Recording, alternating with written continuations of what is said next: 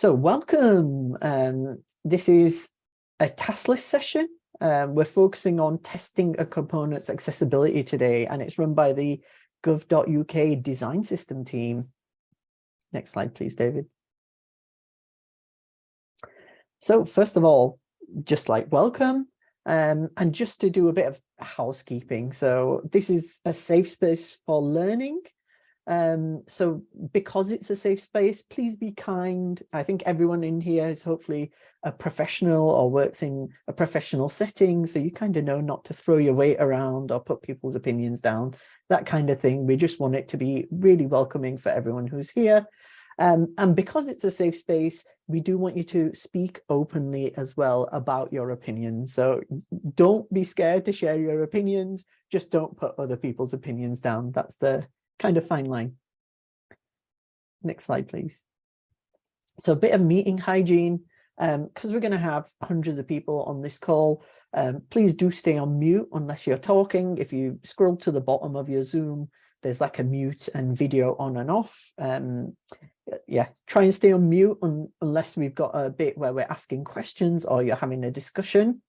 There's also a raise hand button that's hidden away. So if you click the reactions at the bottom, there'll be a raise hand bar. So if you want to come in and ask a question about something, that's where you'll be able to find that particular one. So we've got a design system mailing list. So if you want to find out about our events, such as this task list accessibility workshop before other people, the best way to do that is to sign up to this mailing list. If you wouldn't mind sharing the link for that in the chat, Chris, that'd be amazing. Next slide, please, David. We do also have a Slack workspace, and that's for this task list collaboration. So we're going to talk more about what the task list is in a minute. But if you want to get more involved in the task list collaboration, it's coming towards the end of it, but we've still got a bit of work to do. Feel free to join that Slack space. Next slide, please. Yeah, just another reminder that this session is being recorded. The way you opt in or out is by turning your camera on or off. Next slide, please. So a little bit about what's going to happen today. So first of all, we're going to do just a quick recap of what the task list is and what work we've done so far. We're going to do a bit of a demonstration of some manual accessibility testing. We'll also learn a little bit more about the tools and the guidance that the gov.uk design system use and the guidance that we adhere to. And hopefully, if we get enough time at the end, we can discuss if there's anything from today's session that you might be able to take away and apply to your own work in your own department, because that's what today's really about. We're showing you how we do things, but we're hoping you can pick some stuff up that you can use in your own organization. And that's the place to discuss that. All of today's resources, all the links, the slide deck, everything can be found on this Padlet board. Chris, if you could share the link to that Padlet board, that would be amazing. Next slide, please, David. So our facilitators for today are, and hand over to David to introduce himself. Hi, yeah. So my name is David, and I'm the accessibility specialist on the gov.uk design system team. And I'll pass it over to Chris. Hi everyone, I'm Chris, and I'm a designer on the team. Thank you. Yeah, so David will be running most of today's session. Chris is on hand to kind of help out and keep an eye on the chat. I'm doing this intro bit, but I'm a community designer on the design system team, and you'll see me at a lot of the design system team events. Okay, a little bit about the task list component that we're going to be testing today. So first of all, what is the task list? So the task list is something that is currently a pattern on the gov.uk design system at the moment. And what task list pages do is it breaks down the tasks involved in completing a transaction. And this is used for usually really long transactions where you can't do it one at a time on a page. So if it's going to take someone like an hour and a half, and it might take more than one sitting possibly, people tend to use something like a task list so they can break those tasks down and give an expectation for how long it's kind of going to take. Another thing that it can do is it can signify the order that people should complete the tasks. As you can see in the screenshot, there's kind of numbering for do this section first, then this section. And the task list also lets people know when they have completed the task. So it lets people know the status of the task that they're currently on. There are lots of task lists in the wild currently being used because it's a component, it's a pattern that's out there, but we're currently working on making it a component. And one of the reasons this collaboration started was just so we have some consistency in the public sector, and especially on gov.uk, for how we use the task list, because these all look slightly different, and that's not the ideal user experience. So where are we at now? Let's have a look. So this is a coded prototype of the task list. So we've run several workshops. We had several hundred people give us their user needs for a task list component. We for a task list component, and then just to check, sorry, I'm seeing some comments in the chat about people struggling with audio. Can people hear me okay? Just give me a thumbs up in the reaction if you can hear me. Yeah, I'm seeing thumbs up. Okay, I'm going to continue if that's okay. Bit crackly for some. Okay.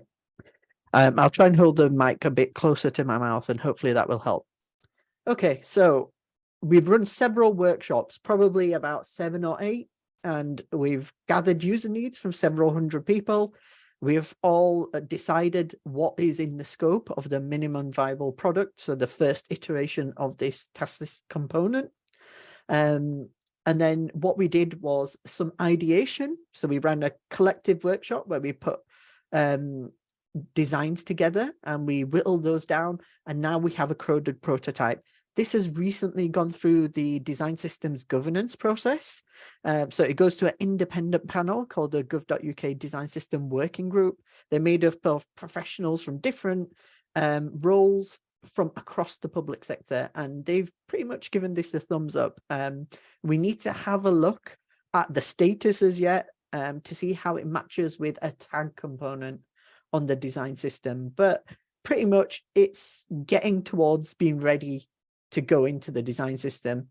At this stage now, we need to make sure it's fully accessible so that if it goes into the design system, it's not going to cause any problems. And that's where my lovely colleague David comes in as our team's accessibility specialist. Okay, but before that, we're just going to do some introductions in our breakout groups, so we can get to know some of the other people on the call. Next slide, please, David, if that's it. So we're going to do some introductions. I'm going to pop people into breakout rooms. Let's see how large those are going to be. Yeah, I'm going to try and put about 5 or 6 people in a room so that we can have a decent discussion. And that's going to be for 5 minutes. And if you could just introduce yourself, tell people your name, tell people where you're coming from. So that's your role and your location and maybe your organization. And also, what's your relationship to accessibility? Is this just something you're interested in? Is it a part of your role? And with that being said, let's create those breakout rooms, and I'm going to give you 5 minutes in there just to say hello. You should get an invite pop up. Please accept that to go into the breakout room, and I'll see you back here in 5 minutes.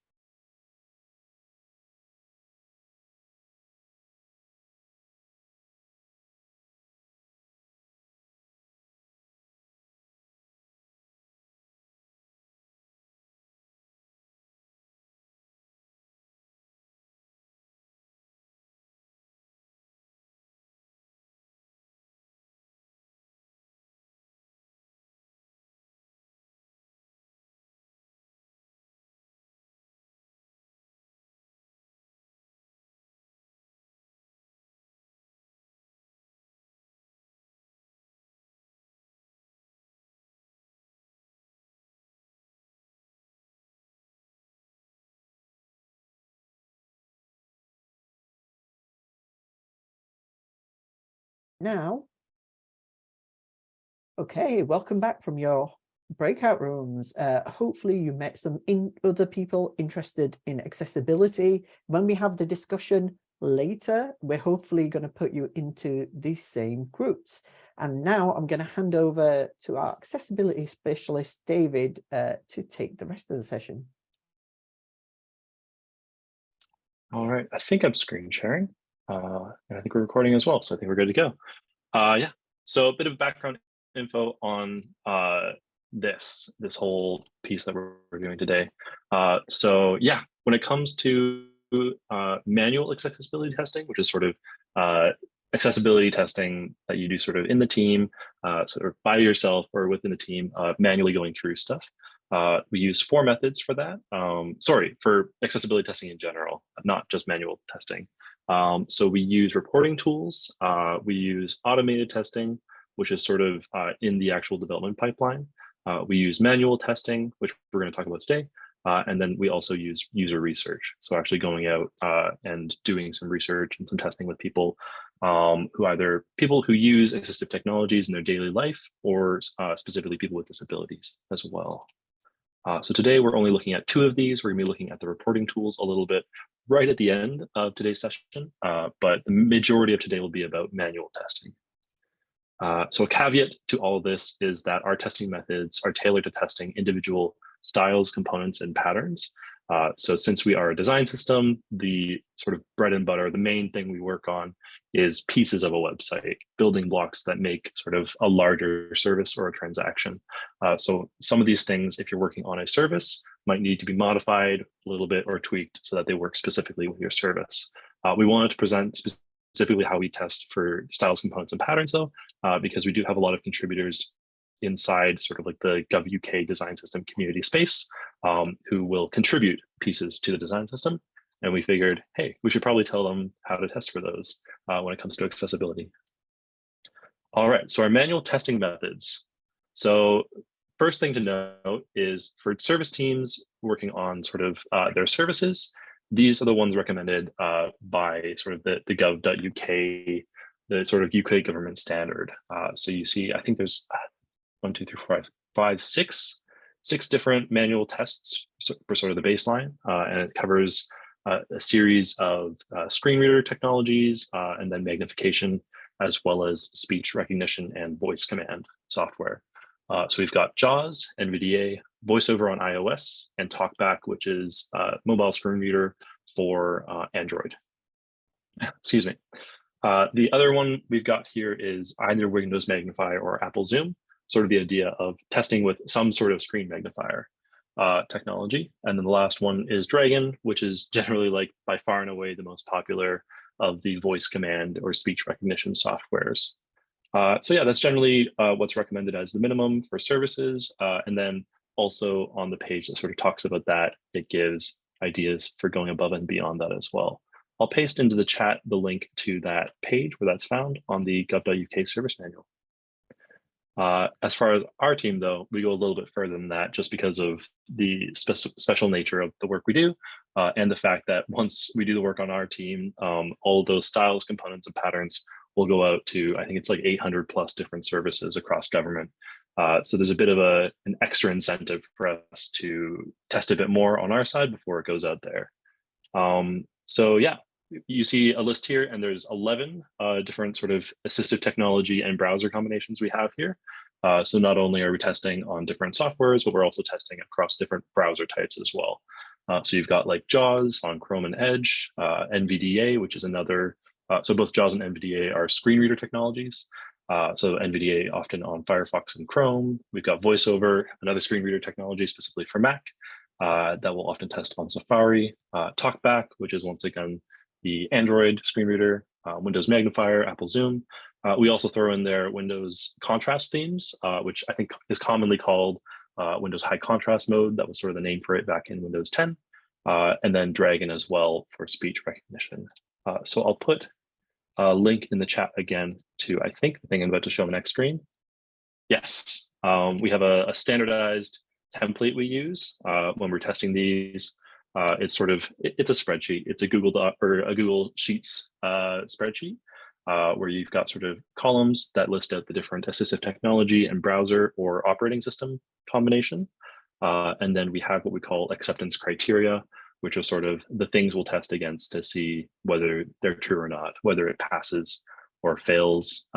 Maybe not pass or fail every time, but that's sort of the general thing we're looking to have and document, so that in the future, if questions come up about how it was tested, we'll sort of have that information recorded there. I'm going to pause for a second. Imran, I think if we have questions, we have a way to collect those questions that we haven't quite introduced, I don't think. So maybe we'll do that right now. Nod of the head is okay, or if you want to come in. All right, so I'll share a link here. We've got what we call an easy retro board, which is sort of a board where you can go in and add any of the questions you have, and we'll come to them sort of later. Or if we don't make it to it in this session, because we're either behind time or we're rushing, we're going to try to take all those questions, answer them sort of after the session, and send back responses to everyone. So yeah, you can hop on to that easy retro board I've posted the link to in the chat. And I think right now we're in that first column, the manual testing methods column. You can ask your question in there. This easy retro board is also linked to from the Padlet in, I think the fourth column says something about questions for the 8th of March. But yeah, so how do we write those acceptance criteria that we have sort of at the top of that spreadsheet? We have a draft of a way that we do it. So it's not quite solidified as like, yes, this is definitely how we do it. But it's something we're working on sort of within the next year or two to solidify. But basically, it is a document we have that outlines sort of the guidelines on how to write accessibility acceptance criteria and how to use them and sort of what their purpose are. All right, so there is a bit of time for questions. And I see we've already had a few come in. So I will answer the one we had in the chat, and then I'll also answer a few of them on the easy retro board.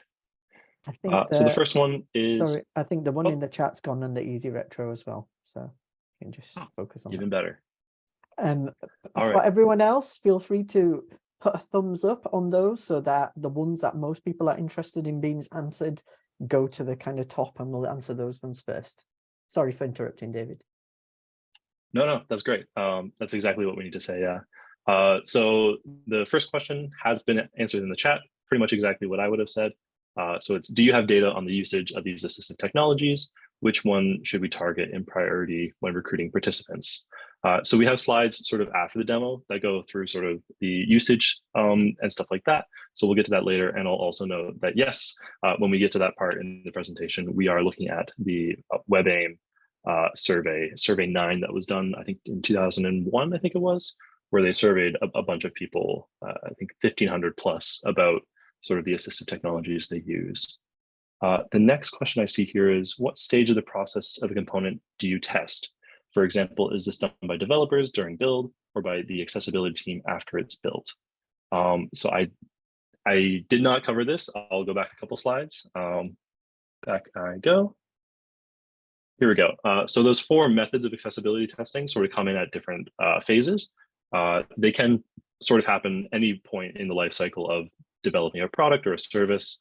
But generally what we find is user research. We try to do very early in the process, sort of catch things before you start building like the solid code that you can't change after that.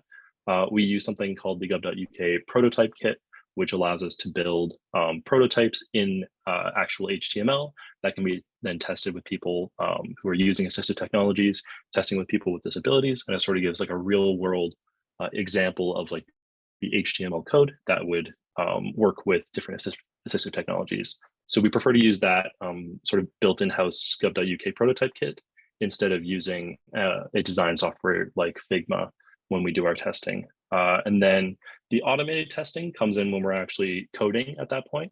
So it's sort of paired with the fact that we use what's known as, oh gosh, I've fully blanked, but it's in our accessibility strategy. Progressive enhancement, there we go. So we sort of use progressive enhancement as a way when we're coding to make sure that the stuff we're building sort of works at a baseline and then also gets enhancements beyond that, so that Generally, we're building in a way that things should work for assistive technology. We're taking advantage of the features in HTML. And then on top of that, we do automated testing. So we use sort of tools to check our work, check our code as we sort of are building it. So we have a way to get what's known as Axe Core, which is sort of like a testing library in order to get that into our process. And then the actual manual testing usually happens once we have sort of like a coded example or a coded prototype in the actual like system. And then we'll go through and accessibility specialists, developers, kind of everyone on the team will do automated testing. But generally, it's sort of our developers and myself sort of guiding them through the process on how to do that. I'll answer one last question. Are all the suggested tools for free, or do they require a license to use them? This will be answered after the demo. I'm going to stop there and we'll continue on for now, and there'll be more time for questions later. All right, moving us forward. Plans for the demo. So today we'll be looking at free assistive technologies only for the demo portion, because we want to make sure that these are things that you can use with your team or even just by yourself in sort of like a rebellious phase of your day. You can sort of do this stuff and there's no need for any sort of like pay approval or anything like that. And we'll be showing a few different assistive technologies across Windows and Mac platforms. We're doing a mix just so that sort of people get, regardless of which platform you're on, you'll get to see a bit of that. So yeah, usually we test with some paid softwares on our team, especially the ones that are sort of the most popular or the most used within the actual communities where they're used, whether it's people who are blind, people who have low vision, all that sort of stuff. We try to test with the most popular assistive technologies. And we usually try to cover 4 types of assistive technology. So screen readers, magnifying tools, contrast themes like Windows High Contrast Mode, and voice command softwares. So for today, we're going to be doing 6 different tests, and we're going to try to get it in during the time we have. So we'll be doing display and mouse testing, which is sort of, little did you know, a display and a mouse can be a technology that is used to sort of ingest a service or a web page. We'll also look at keyboard, and then we'll do a screen reader example as well. We'll test with a screen reader, and then from there, we'll take a quick break, and then we'll come back for voice command software, magnifier, and contrast themes as well. So for these, the ones we're going to be using are visual inspection and keyboard navigation for the first 2. We're going to be using the screen reader NVDA. We're going to be using voice control for the voice command software that's on Mac. We're going to be using a screen magnifier, and then we're going to be using high contrast mode. And as far as the operating system those will be on, we've got 3 from Mac OS, and we've got 3 from Windows 10. And then as far as the browser versions, they're listed here. This is sort of a piece for when you're doing testing, is to write down sort of the browser version as well, because basically assistive technology and websites will all behave potentially slightly differently depending on the browser, as well as the assistive technology version, as well as the operating system. So that's sort of the space we're in. And the general rule when you're trying to figure out how much to test for, how many different versions, how many different browsers to test for, is do what you can in the time you have. And obviously covering a broader swath of the space at less depth will mean that you'll catch sort of the things across the board better. But doing deeper testing in a few things will also catch sort of the depth of the space. So it's sort of a trade-off of that you have to figure out. It's partially intuitive, it's partially trial and error, but sort of figuring out what works for you in order to catch the things you need for your service. There are many browser and assistive technology combinations, and there are even some assistive technologies that work across different operating systems. Examples being ones that are built into browsers like Firefox. So yeah, that's just sort of a couple caveats to note with all this. And as I just said, every combination might perform differently. So from the assistive technology version to the browser version to the operating system version. We do what we can to cover a good mix of versions and setups here on the GOV.UK design system. And we do favor the setups that are found to be most popular amongst people that use assistive technologies. And we're ready for the demo. So at this point, I'm going to stop sharing the presentation. All right, so we're here in something that you've likely already seen at this point, which is the Padlet board. So I just wanted to call this out again. All of the resources we're looking at today are in this workshop resources column here. So you'll see the slide deck. If we go down, we'll see the task list code example I'm about to show, as well as the template we used and the specific testing spreadsheet we're going to be using today. I think this is the one that's updated, hopefully. If not, we can put in a new link for that. And it also includes a link to the acceptance criteria.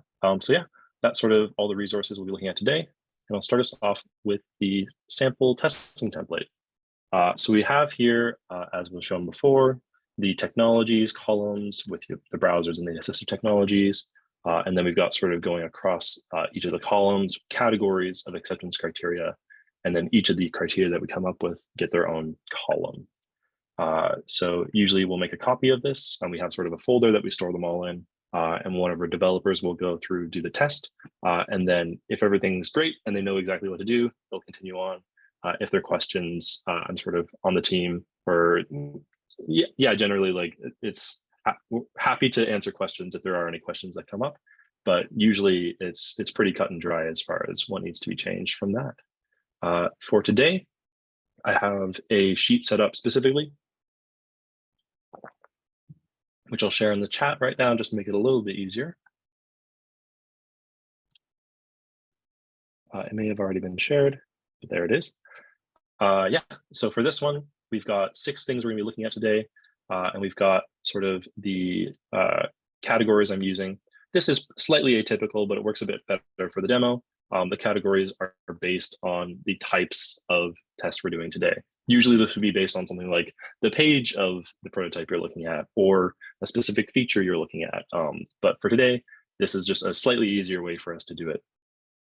And sort of off screen, which you can't see, I have pre-written acceptance criteria that once again are a little bit more basic, a little bit less tailored to the actual task list prototype and a bit more tailored to demoing. But yeah, so this is the testing space we'll be looking at. And if I go over here, here is the prototype we'll be looking at. So this is a coded preview we have. This is not part of the GOV.UK prototype I had mentioned before. This is actual code sort of in the repository for the GOV.UK design system code, which we call GOV.UK front end. But yeah, so we have here, as you go down, I'll sort of explain it. We have a series of tasks sort of in a list from task A to task H. And then on the far right-hand side for each of the tasks, you have a tag. And the tag is sort of like a little bit of a notifier of the status of that task. So yeah, it sort of stretches across the full page width, which is sort of like a set width within the gov.uk design system. Doesn't go all the way across my entire page. And then as you hover over each of them, there is a bit of a hover state where you can see, yeah, it sort of gives a little hand and it darkens a little bit gray to show which one you're on. So I'm going to start testing pretty much immediately. And the first one we're going to start with is, not that one, visual inspection on Chrome 110, because that is the current version of my browser. So I'll start that off real quick, and we'll look at sort of what do we want to test for with visual inspection. So the first one I have here today is that the focus is visible on interactive elements. So let's see if that's true.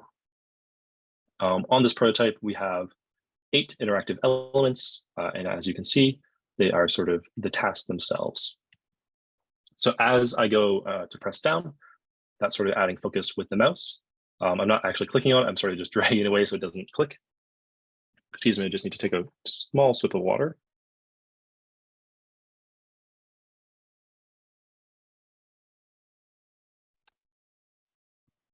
Ooh. Sorry, 1 second, I gotta take a break.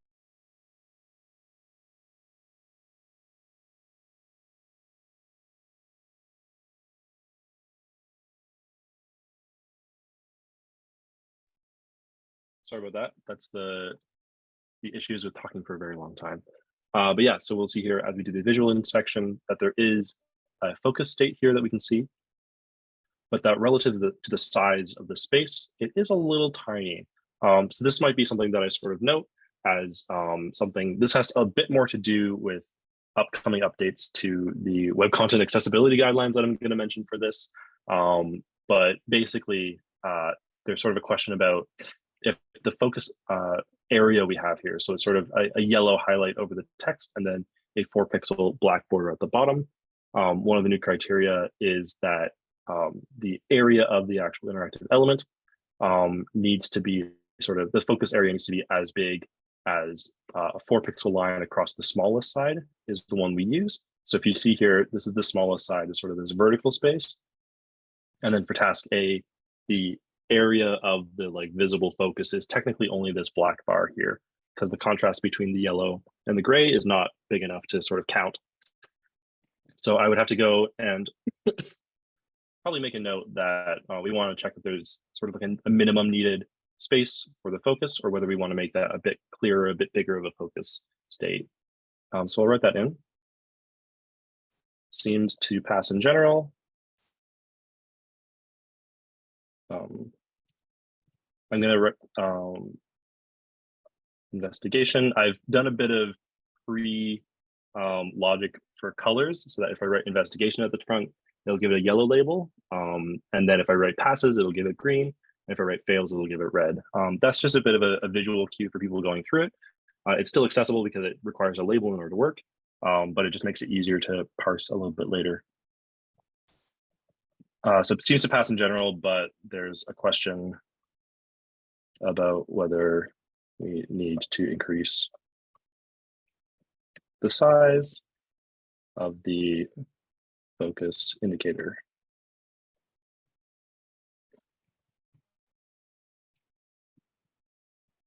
Potentially it's investigate. There we go. So that's the first one done. And we'll go to the next criteria. So this one I've written is focus appearance is acceptably noticeable. So this has to do with, it's a very simple way to say color contrast, basically. Can you tell the contrast?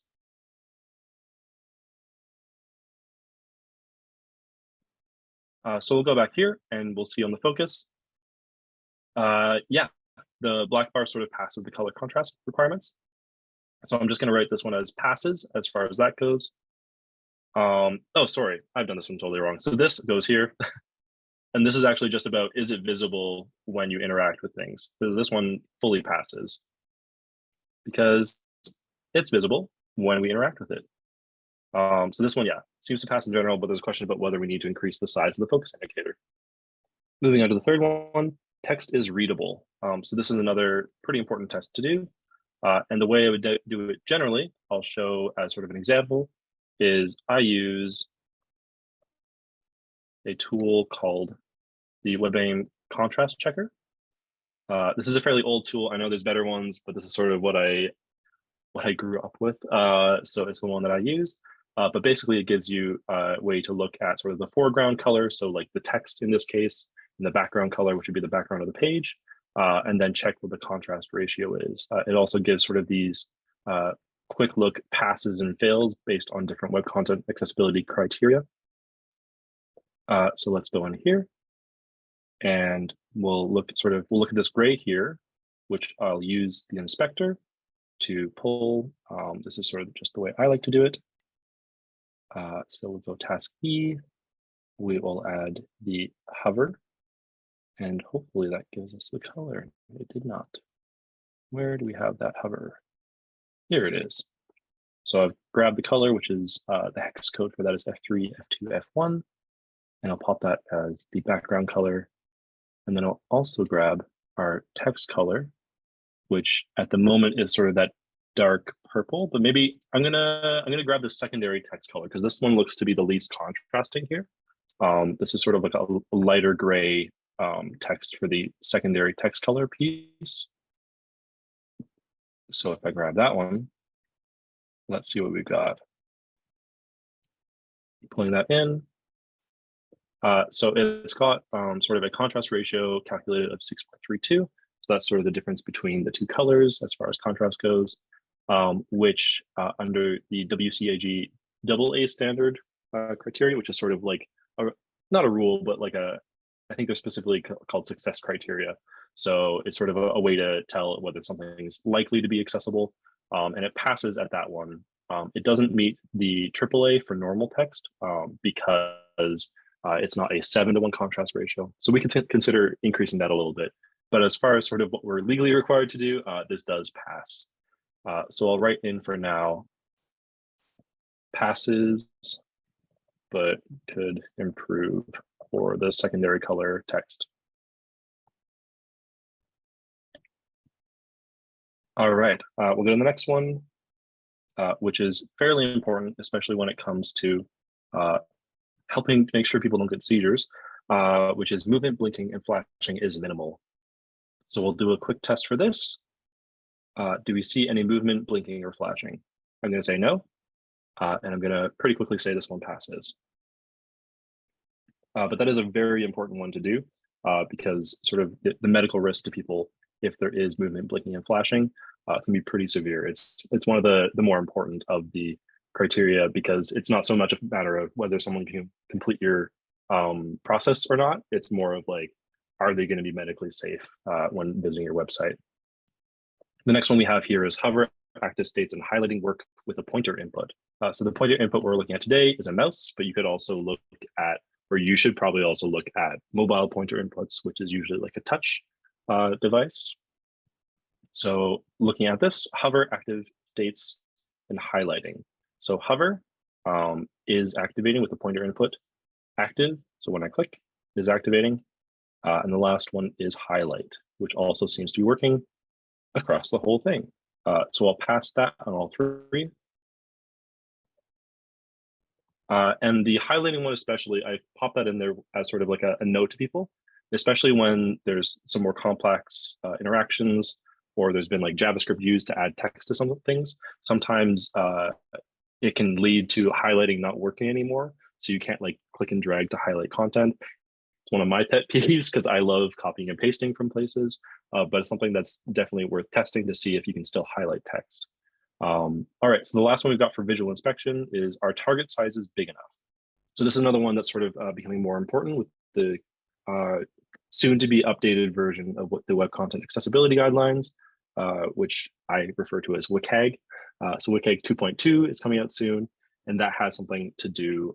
One of the new sort of additions to that is a minimum for what they call target size. In my opinion, it's less about target size and more about target spacing, but that's neither here nor there. But basically what we're looking at is the clickable area of this thing at least 24 pixels by 24 pixels with a bunch of exceptions.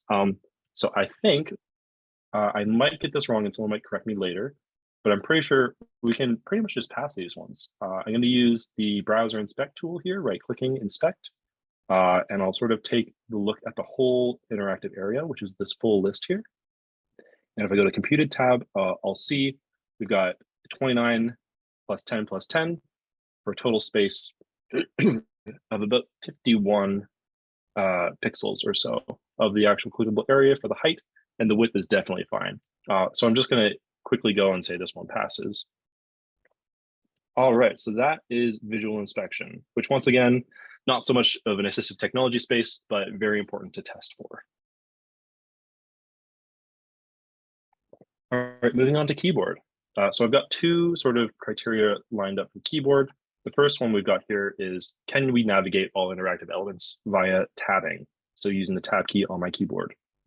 This one's pretty quick to test, but definitely worth doing. And especially if you're building very complex sort of JavaScript enabled applications, very easy to mess up. When using straight HTML, a little bit less difficult, or a lot easier to do. But yeah, so going through, I'm tabbing now for each of the 8 interactive elements, which in this case is basically just those task links. And they all work and they go in an order that makes sense to me. So we'll go in here and we'll pass this. And the next one we have, I've already checked, which is the tabbing, excuse me, the tabbing your focus order is logical. So that one also seems to be true. It's logical in the visual presentation versus how the tabbing works. It all sort of goes from the top to the bottom of the page, which makes sense, especially for English stuff. Sometimes it matters whether you go left to right or right to left for different languages or different scripts. but in this case, we're definitely looking for left to right and from the top of the page to the bottom of the page. All right, we're going to move into our third one here, and then we'll take a bit of a break, which is screen reader. So the first thing we want to look for is, does it announce all text as we expect it to? The next one we'll look for, I'll just do all three of these at once so we can go straight in, is whether the focus order is logical once again. And the final one we have, which is a bit harder to interpret, so it's a bit longer one, is whether the screen reader experience provides an equivalent experience to all visual information and context. So I'm going to boot up for just a moment a paid service we use here at the Government Digital Service to work on Gov.UK design system called Assistive Labs. It allows us to basically spin up virtual machines where we can use different assistive technologies. And for NVDA, this is necessary for us because we work on Macs, and NVDA, while it's a free software, is a Windows software. So I'm just going to start that up for a second and we'll wait for that to load.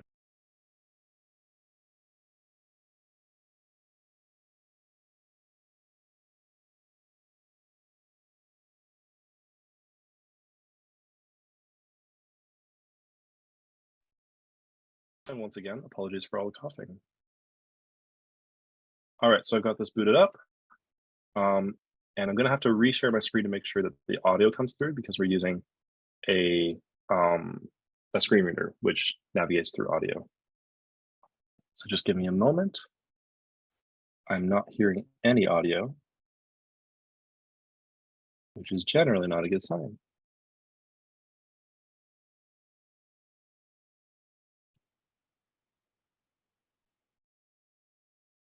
Okay, I'm hearing it, so I'm going to reshare. 0625M. All right, give any thumbs up if you're able to hear the screen reader now. NVDA speech viewer.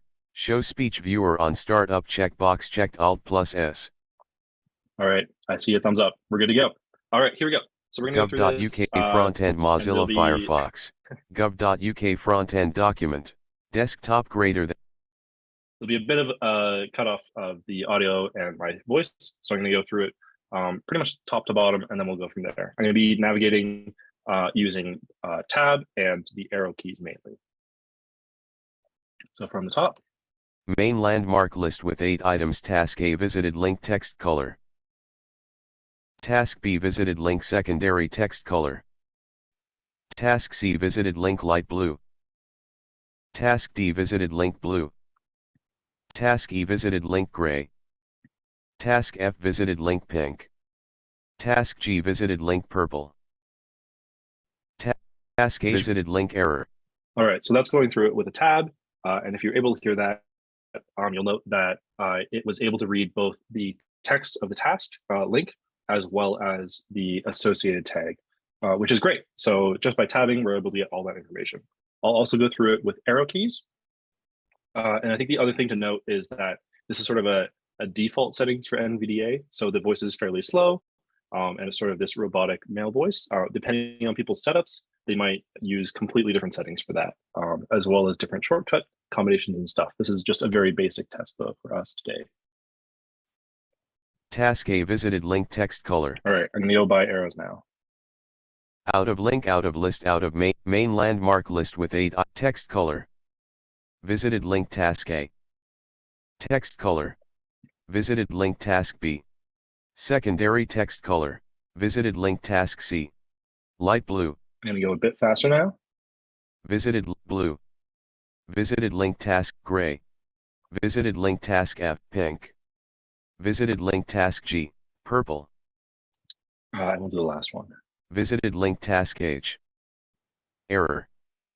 All right, so from that, let's go back to our testing piece and look at these 3 criteria we have. So announces all text as expected. I think we saw it announced all the text on the entire page, both through tabbing and through arrow navigation. So I'm gonna say this passes pretty easily. As far as the focus order being logical, it went from the top of the page to the bottom of the page, from left to right. So that is pretty darn logical for the script we're using and for the language we're using. So this also passes and provides an equivalent experience. So this one is a bit more qualitative to figure out. As far as what we had here, I'll note as you were tabbing, you got the name or like the text for each of the tags, but evidently you don't get the color of it. So if we had, say, text here saying under the pink label, if we had text saying purple, there'd be no way to tell that the actual label color was pink. So that's something that we could write down as a consideration. And generally that doesn't mean this fails, but that would mean in the guidance, we would have to note something about like, if like, make sure you're not trying to convey information with just the color of the tag itself, because that won't make it through to the screen reader. So either you need to, well, I mean, there's a bunch of ways to solve this, but the one I'm going to say is you need to put text, actually like visual written text inside the tag that explains anything to do with the color. The example I can think of is for this error one. If ever you didn't have it say error, say it said image not found or something, and you were using the color of that error to try to convey that it's an error, that's not very good because you can't hear color on NVDA. So I would recommend putting something like error : image not found sort of thing is the way to go around that. So I'll try to write up a bit of a piece for that here. So I'm going to put investigate. Need to make sure we're not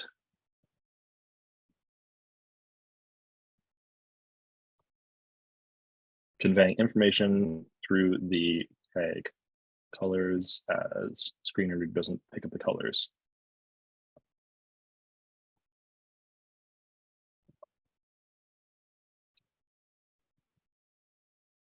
All right, so that's just sort of a note for later, and we'll figure out sort of how to solve that. I think it's probably going to be in the content we write for as far as like the guidance on how to use the task list, but that's something to consider.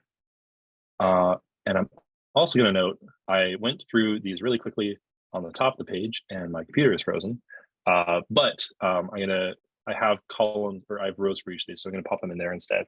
At this point, we're going to take a quick break.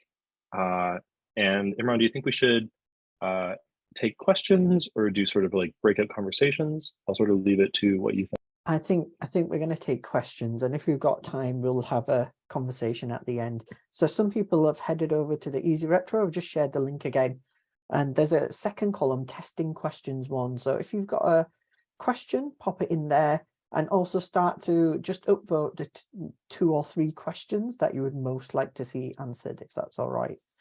I'm going to put a time limit on this. You can put a timer on here, David. So I'm just going to set a timer for 4 minutes, just to make sure we're getting through everything today. All right, yeah. Okay. And then, okay, the most popular question is, how do you decide on the criteria for testing accessibility? Yes, so there are a few different resources you could use for doing this. I'll see if I can pull up one really quickly here.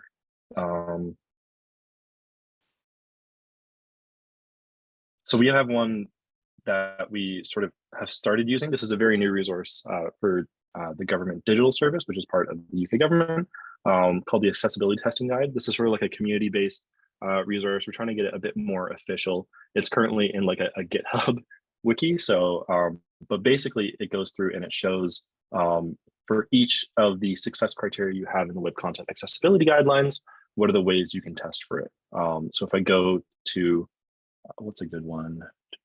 Maybe one of the ones that we were just talking about. Focus order.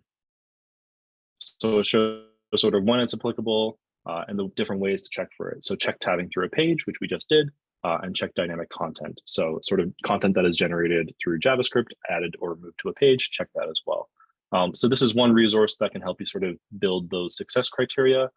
We also have, as I noted, our internal team documentation on acceptance criteria for accessibility testing. And it sort of goes through the things that should work for each of the components, how we should make sure they're operable, the different things we should do and test. So those are 2 resources. I'll post the one to the testing guide, but as I noted, it is sort of like, it's trustworthy, but it's definitely something that is still being worked on and improved as we go. Okay, fantastic. So the next most popular question is, do we have any rules for content testing also?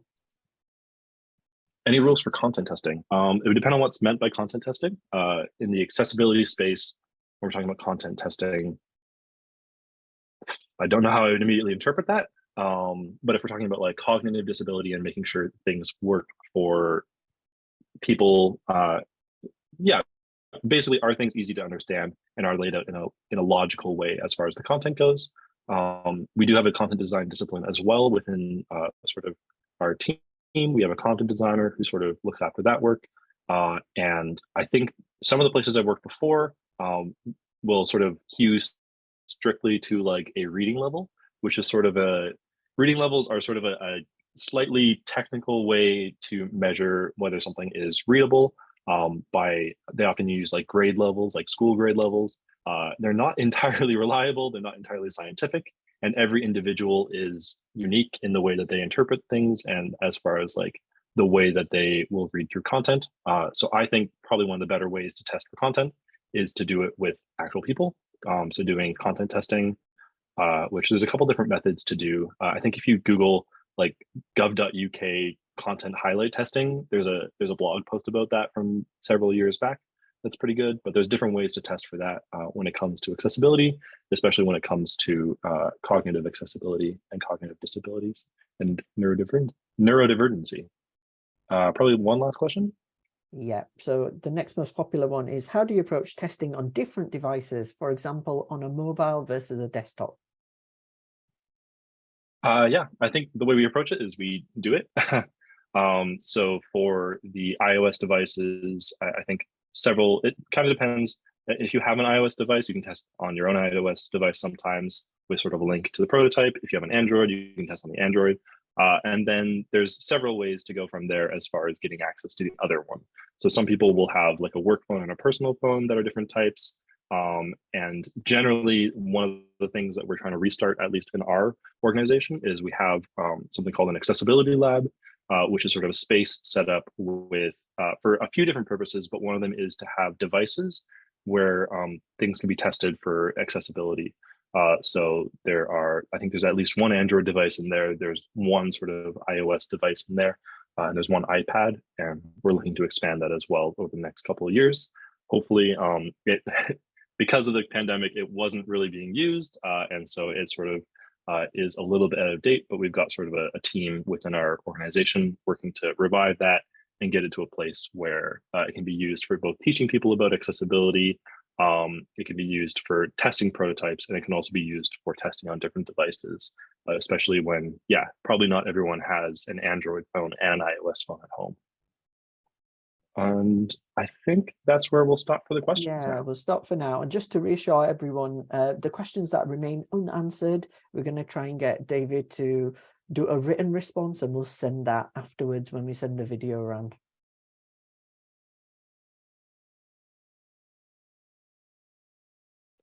All right, I'll move on to the next ones. I'm just going to rearrange my sheet here a little bit.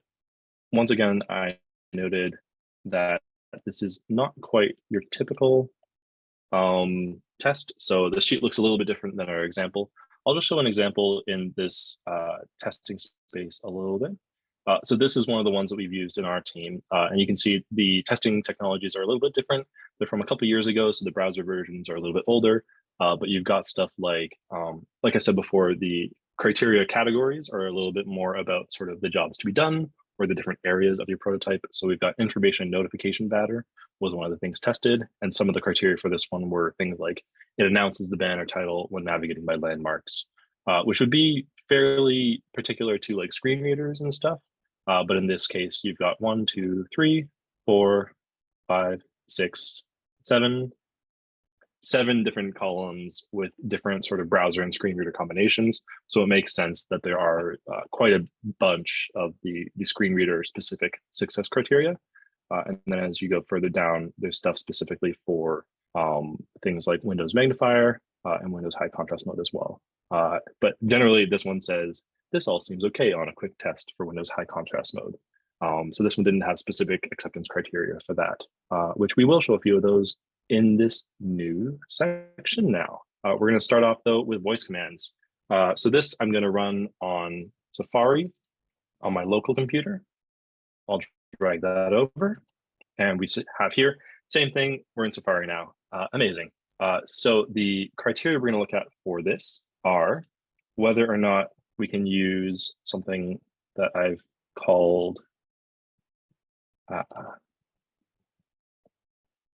click commands. So whether within voice control, which is sort of the Apple built-in macOS voice command software, whether we can use click commands for interactive elements. That's where you say click and then the name of the thing that you want to click on. And it works for interactive elements like buttons and links and other sort of like form elements. And then the other one we want to look at is a different method for navigating, which weirdly in voice control you have to turn on and off, called show numbers, which sort of shows a number beside each of the interactive elements on sort of a desktop, and it allows you to say click on this one or click on that one. All right, so opening up Safari, and I'm also gonna start up voice control, which I'm not sure if you can see my thing here, but basically it's in the general settings for Mac OS under accessibility. There's one called voice control, and I'm going to turn it on. You can see it's loading, and I've already got the show numbers turned on. And here we are. So because it's built into the browser and not sort of, it's built into the desktop and not the browser, it's added numbers to everything on the screen. So I'm going to try one now, and we'll see if it's going to pick up my voice or not. Click 37. There we go. So there was a little noise to indicate that it did it. And now we have activated task E, which was number 37. It didn't click through to anywhere because these are links that don't actually go anywhere. But in a real case, that would have sort of activated the link for task E. I'll try one more just to see if it's working. Click 33. And there we go. It's navigated to 33. So this is working as far as show numbers goes. I'm going to turn off show numbers so that we can try the other way. And for this one, instead of saying a number, I'm going to ask it to sort of navigate to an interactive element that has text. So this is where having proper labels on things is very important, as is sort of like generally one of the fundamental things for screen readers and accessibility is things have to have labels and the labels need to make sense. So in this case, I'm going to say click task G. I think I'm on the right window. Try that again. Click task G. And there we are.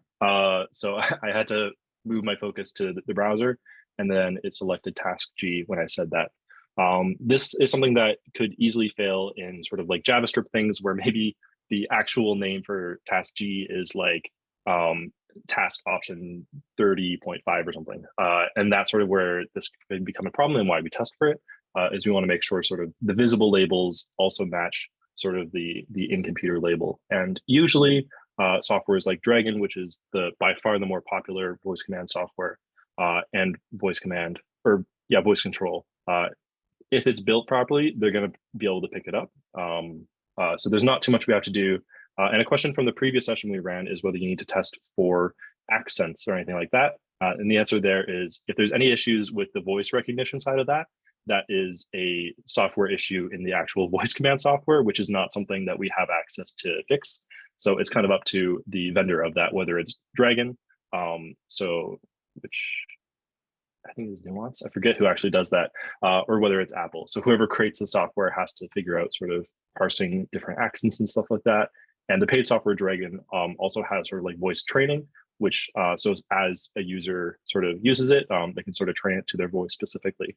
But that's all we're going to test for this. And it worked flawlessly, so we're good to go. So I'll move back to our testing sheet, and I'm just going to say passes and passes, because I think that was a pretty darn clear pass. Moving on to magnifier, we're going to move back to our assistive labs sort of virtual machine for this, because we're going to use Windows screen magnifier, which is not available on my Mac system. So I'm just letting that boot up. And in the meantime, I will look at the success criteria we have for this one. So the first one we have here is sort of a general thing to make sure that magnification works and zoom works. I'm just going to cough first. There we go, which is information continues to be digestible at 400%. So I think generally the idea is it doesn't have to look exactly the same at 400%. If you're using sort of the browser zoom in up to 400%, because things will rearrange as it's sort of a responsive browser, but everything still has to work. And then the same with a magnifier, that sort of does sort of a desktop size or like a whole computer zoom in. So it should look exactly the same as far as layout as you zoom in for that. The other one we have here is, I think this one needs to be slightly rewritten, but English or Welsh info starts on the top left and moves rightwards and downwards. So that just has to do with the type of script that English and Welsh are, that they're read from, as far as I know. Most people write English and Welsh from left to right and from the top to the bottom of the page. And so generally the info on the page needs to be written in that order so that when you're zooming in, it's a lot harder to navigate because you don't get to see the full screen or this full like designed view. So using that sort of pattern helps people navigate. And then visual hints are used to guide between content and UI elements. So even if things are far apart, there are cues given to show that things are related. So that's the three we'll be using. And I'm gonna start the test. So we're in here in sort of a virtual machine for Windows, and we're in the settings. I'm going to press turn on magnifier. And then we're going to go down to Edge right after that. I'm going to make everything 400. There we are. And I'm also going to change the type. Oh, I probably should have done this before oh no. Okay, I'm going to have to stop this and go back into it, because I wanted to change the way that it navigates to my preferred.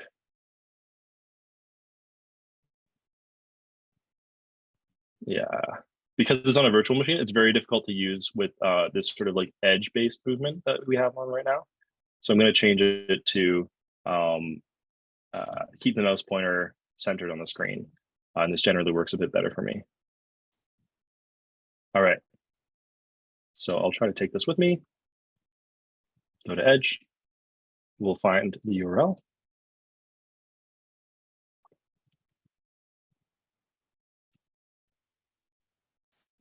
There we are.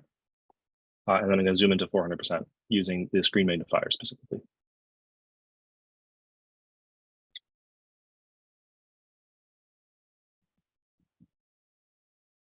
Takes very careful mouse movements because I'll admit I'm not that experienced with it. But as we go through here, you'll note sort of the main space we have now at 400%, you're only able to see either the link at once or the tag at once because they are so far apart. So this is something that I'd probably make note of, where it's not necessarily a failure, but it's also not easy for me to use as I'm sort of experiencing this. So as I go through, the thing I'll note is that the layout appears to be the same as I zoom in, so that's good. It generally seems to be going left to right, top to bottom, but you'll note they're very far apart. So as far as usability goes, not scoring great when you're zoomed into, and we're only at 400%. Some people will go up to, like, I think some softwares go up to like 60 times zoom. So we're definitely not even at like, this is like the bare minimum zooming in, basically. So the thing to note though, as far as the UI elements go, is that there is sort of, once you're hovered on something, there is this gray sort of highlighting to show the hover state that goes across all the way to the tag. And there are sort of those horizontal lines that separate each of the tasks that sort of carry the UI all the way over to the side. This is similar to like a table of contents in the old days back on paper, where you would have sort of the name of the chapter and then a series of dots and then the page number sort of at the far right. So it's sort of a visual indicator to connect the two. I would argue it's not that great of a visual indicator, but it does exist as a visual indicator. So I think that's probably all the test will do for now, just based on time. So as far as information continues to be digestible, that passes. All the information is still there. As far as English and Welsh info starts on the top left, it moves right and down. I'm going to put investigate for this one. And just note that the task links and the tags are very far apart. Makes it hard to navigate, but not impossible. And then for this one, visual hints are used to guide between content and UI elements. I'm also going to say investigate for this one. The horizontal lines do connect the link in the tag.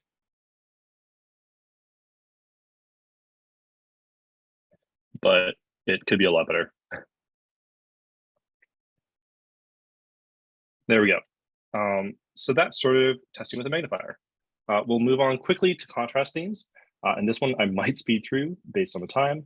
But what we have here is 5 criteria I'm going to sort of suggest, and I don't think we're going to get to all of them.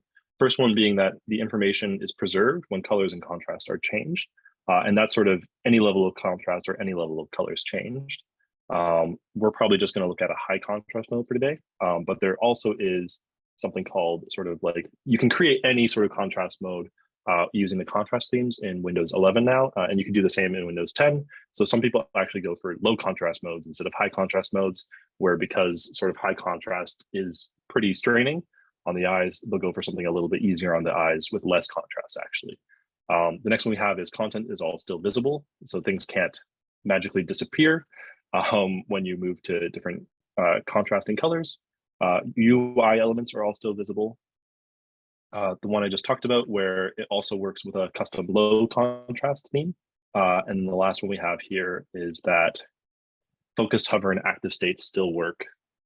So I'll start up our virtual machine here. And in the meantime, I'll just check with Imran. How do you think we're doing on time? Am I good to complete this one? Yeah, let's do this one, and then what we can do at 12, for anyone who needs to jump off, they can jump off. And then if you want to take any questions or run over, we've got a recording that we could share with people at a late date. All right, sounds good. So I'm in Windows once again in a virtual machine, and I'm going to turn on high contrast in the Windows settings.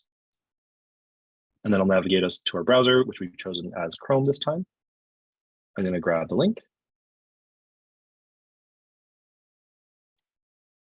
paste it in, and we'll get our page in high contrast mode. So just visually, right off the bat, I'll note that since I know sort of the visual elements that were existing in the original one, which I'll remind everyone right here, I can note that the task links are still visible. The text within the tags is still visible, but the tag sort of outlines are gone. So I would expect that the color would disappear because we're changing the color for high contrast mode, but it's a little surprising, or interesting at least, that the actual tag styling is gone. So now this text actually looks very similar to just body text.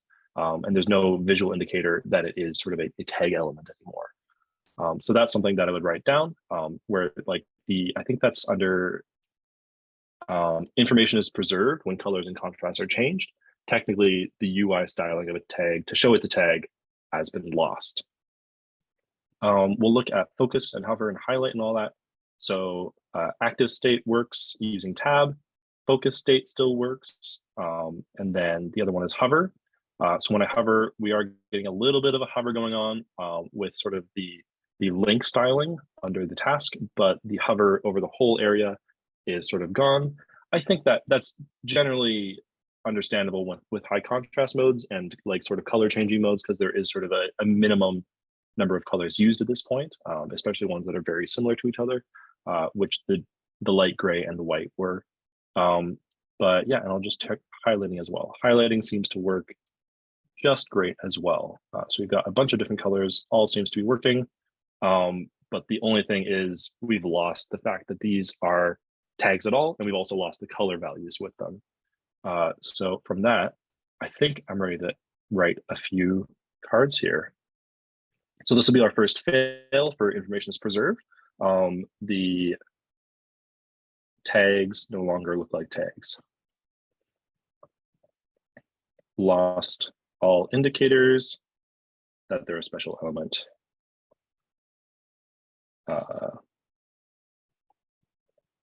And look just like text.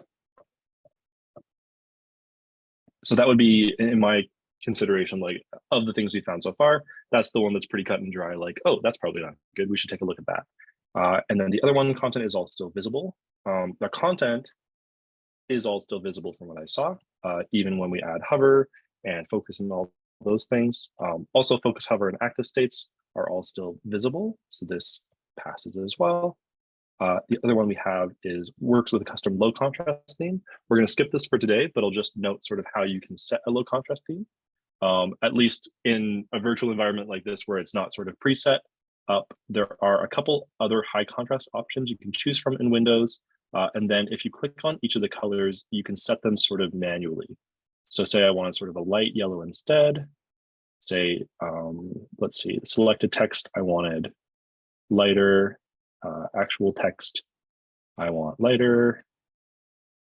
And you can sort of go through that and create a lower contrast view, which I don't think I've pressed save yet. Apply.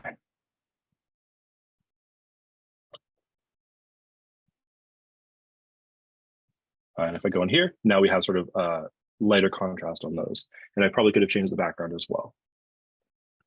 So no time to test for that one, but UI elements are all still visible.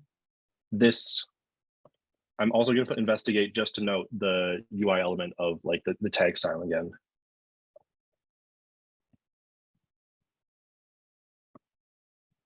As well as the tag colors. Can't reliably convey information through tag color. And that is the end of our test for today. So I'll jump these down to the proper line. And that's sort of all we've got for the test. We'll move back to a couple sort of resources and links in the slide deck, which you'll have access to after this session as well. But as far as the demo, I think we're done on that. So give me a moment to change slides again, and then we'll get right back to it. Just for everyone, I think we're probably going to go slightly over on time, but we are recording and we will share this. So if you do need to get off because you've got strict time for lunch or you've got another meeting you've got to go on to, please feel free to drop off and know that we are recording and we'll share the rest of the session via video later.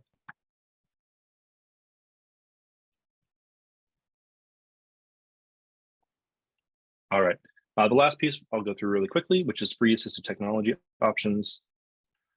So there are a number of free screen readers. The most popular of the free category is definitely NVDA, which is on Windows. And then the most popular as far as iOS is VoiceOver, as far as mobile devices, sorry. And TalkBack would be the one on Android. But there is also a screen reader for Linux, if you are a Linux user, called Orca. Paid screen readers, JAWS is sort of the main one here. And then ZoomText/Fusion is sort of a combined set, which also includes JAWS. So both the paid screen readers are JAWS. Note on this, not all assistive technologies get the same usage. This was a question that came up earlier. So this was shared by someone in the chat earlier, but the 2021 WebAIM Screen Reader User Survey results show a general picture of the screen reader market share. And from that, they had 1,500 respondents. With the caveat that most of the respondents were primarily in the North American and European space. The respondents were decently diverse in age, actually, and they were primarily blind or low vision or visually impaired respondents, and primarily of advanced internet proficiency. So this wasn't sort of, that's sort of the caveats for this data I'm about to show. But of that, the question, which of the following desktop or laptop screen readers do you commonly use? JAWS came out at 70%, with NVDA coming in second at 58%, noting that there can be overlap between these different numbers, so they do not add up to 100.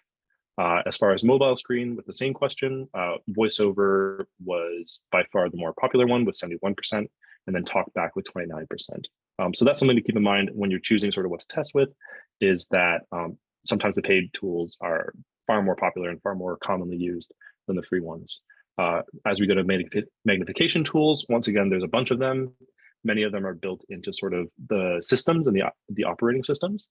But I think there are a couple paid ones as well. Once again, Zoom Text is sort of one of the more popular ones. And then there's one called Supernova and one called Magic. I think either Supernova or Magic are fairly old, but that doesn't mean that they're not used. So people might have software that isn't the latest and greatest, but it's the one they're used to. So it's important to consider that as well. And then as far as voice command tools, once again, most of these are built into the operating system. So we've got one for Windows, Mac, iOS, and Android. There is a paid voice command tool called Dragon, and that is by far the most popular one, and that is on Windows. Contrast theming tools, once again, most of these are operating system based, including the most popular one, which is generally Windows High Contrast Mode, which is the one we just showed. And then the last sort of piece for people is reporting tools. So these are sort of extra tools to use, sort of if you want like a cursory glance at your page to see if there are any like HTML issues that might be causing accessibility issues. There are a few tools that we use. One is called Axe Dev Tools, which uses, which sort of gives a bit of a report on what you can do to improve your website. There's the Wave Chrome plugin as well that does that. And then generally we use browser accessibility reports, like the ones you can find in Firefox or Edge. Other general inspection techniques, we covered some of these today. Sensory inspection, so visual, auditory, etc. Going through keyboard navigation, and then using the inspect tools in your browser to inspect code. And also there's the option of looking at something called the accessibility tree, which is sort of the text-based version of the page that the browser will give to assistive technologies. You can learn a lot more about the way we do things on that gov.uk service manual link that was shared earlier, also in this slide, also on the Padlet. And then if you want to learn how we do it, you can go to our gov.uk design system accessibility strategy, where we talk a bunch about the different ways that we test. And I won't go through this. This is just links for later, but a bunch more links on sort of how we do testing. As far as what's next, try it out. Test it out in your own departments. Try contributing something to the GOV.UK design system. We'd be happy to get contributions, especially if they involve someone doing extra testing or doing user research on any of our components. And I think that's it. Thank you so much. And we're exactly at time, so apologies for that. But it was a lot to cover. Yeah, thank you. Thank you so much. Loads of people having to drop off, David, but lots of thanks coming your way for talking us through that, and yeah, kind of semi-risking your voice because you're having to talk quite a lot. If you don't mind, have we got time for a few questions? Are you okay to go through a few, David? If anyone needs to drop off, that's absolutely fine. We're just going to head over to the Easy Retro and answer some of the questions. So there's some questions in the last two columns. One was quite popular and interesting questions too, and it's, should accessibility testing be a full-time job role? There seems to be a lot involved when done correctly. That's a good question. I'm going to say it depends on your organization. Excuse me, it depends on your organization and team. It definitely is something that could be a full-time role, but that doesn't mean it has to be a full-time role. I would say doing testing is more important than doing testing perfectly. So any sort of combination that allows you to start doing sort of manual accessibility testing is the right one for your team. And then from there, sort of iterate and optimize. If that means having someone who their job is now manual accessibility testing, as long as they're okay with that, yeah, I think that's pretty good. On our team, we do distribute it. So we have sort of the developers that are building the code often will do that manual accessibility testing sheet. And then the accessibility expertise comes in when there's questions on that, or if there's like extra pieces in that like investigation portion we talked about, where it's like, we need to figure out, is this okay? Is there something we need to change? But yeah, there's definitely, it is a scale as far as how much is done and how much is sort of feasible for a team to do and how much is beneficial. Okay, cool. And there's another question in there. When testing, do you layer the scenarios? So magnifying and high contrast at the same time, for example? Yeah, you could.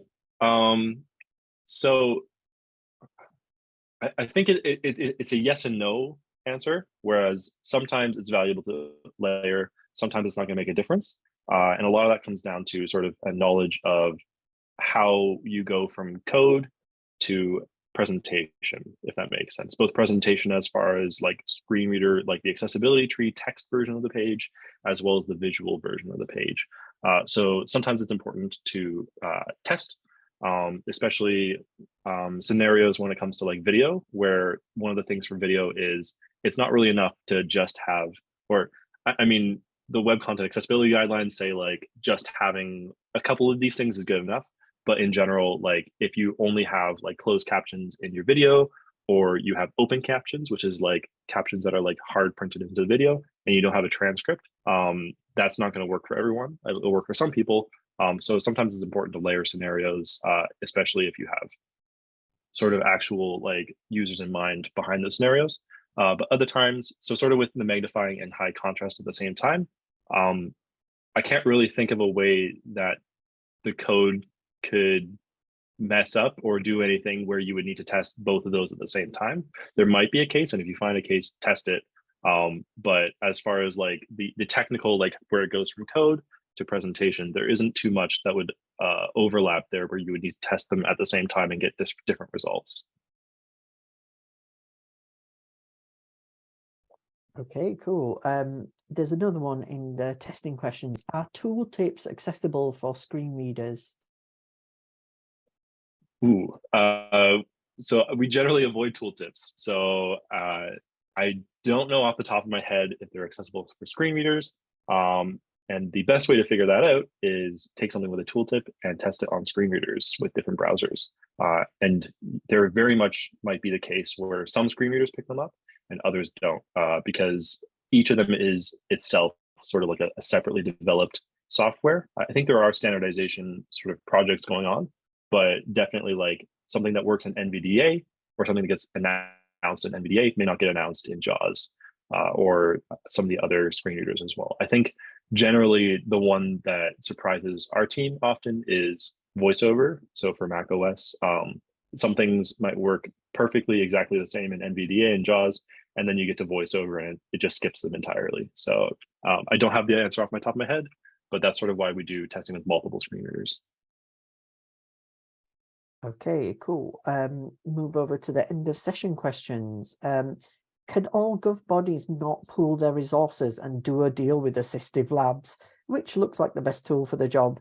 So we could all use it and have more standardized testing. So I guess this is just a comment, or what are your thoughts on overall Gov approach? Is that something you think we should do? Would it be useful? I think that's outside the realm of my expertise. As far that sounds like it's like vendor management and procurement and like major organizational decisions. I will note though, the reason why our sort of space here in the government digital service picked up on assistive labs was sort of as a way to continue testing when we moved remote during the pandemic. And there have been conversations about like, do we still need it after the pandemic? And the answer has, in my opinion, at least been a resounding yes, for a few different reasons. We're only provided with one operating system as far as desktops go, and assistive technology, often the stuff that's used a lot is on Windows, and we use Macs. So it's a way to get us, most of our developers, as well as our accessibility specialists, access to those different assistive technologies.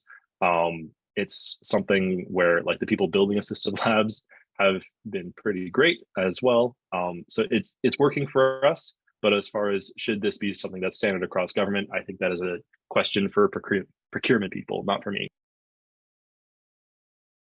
Okay, cool. And we're going to go to one last question, which is kind of two, because it's very similar to one that came earlier in the session. And it's, do you send patterns and components to DAC, the Digital Accessibility Center, for testing also before publishing for a more accurate user's journey? And then there was a question earlier about, I am not the user. Should we not test with people who use assistive tech rather than interaction designers or devs doing it? I'll answer the first one first. So do we send patterns or components to Digital Accessibility Center? Yeah, we are a bit of a unique product in that we don't have a real journey to be audited by a company like Digital Accessibility Center, which is sort of an accessibility auditing group or organization. So we don't do it as often as service teams will. A lot of the work we do is generally better tested through other means. That being said, we will sort of every once in a while get a audit for sort of all of our components, all of our stuff, or for our website, which is sort of like the product, the service we offer is the website, which is generally meant for like civil servants or people with other governments to look at, or developers to look at. So that's a long way to say caveats on how often we do it, and we're a bit of a special situation. But yes, we do get accessibility audits done for our products as well.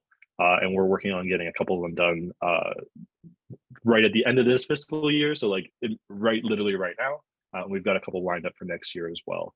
But generally, most of our work is sort of more in like the research area. So a lot of the times we can do things like gathering usability testing or user research from other departments that have done stuff, or running that ourselves. And we also do quite a bit more manual testing than I would say most service teams do.